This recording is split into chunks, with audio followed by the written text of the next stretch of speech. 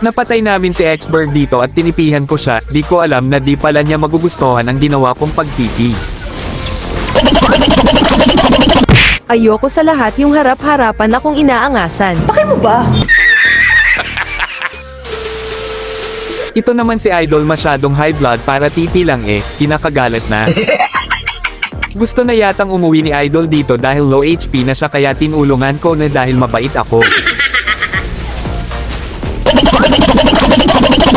Nagka-trial card lang feeling show gods na.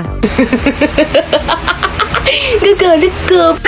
Masyado akong napalalim dito dahil sa pagrespo ko sa kampi ko kaya ayun namatay ako yawa. Ano kupal salita ka? Grabe ka naman sa akin boss, tipi lang naman yung ginawa ko ba't galit na galit ka sa akin? At dito nakita kong low HP na sila kaya re-respo tayo para tipihan ulit si bossing para di na siya magalit sa akin. Gago! TP Yearn. Kanina pa yan, feel na feel niya talaga ang trial card niya.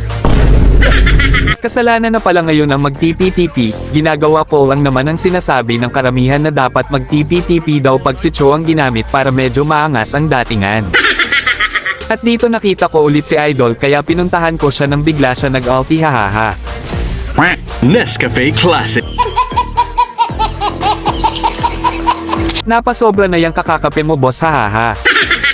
At dito nakita ko siyang nagsisegue at alam kong wala siyang gagawing maganda kaya pipigilan natin siya.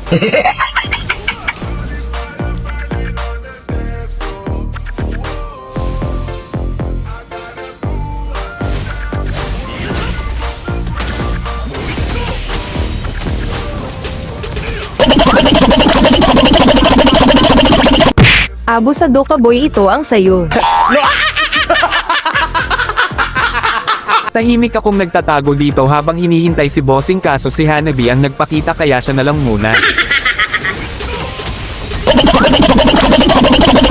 Nakuha namin ang Lord at nagkaroon kami ng huling flash dito at dahil naubos namin sila kaya ayon nanalo na kami sa game. Shoutout sa kampi at kalaban ko ang lalakas nyo mga idol at special shoutout sa iyo Expert kung sino pa mang hayop kakalmahan mo ang sa susunod baka atakihin ka sa puso niyan hahaha. By the way comment kayo dyan sa baba kung isa kayo sa mga nakalaro ko sa game na ito at ipiflex ko kayo mga idolo.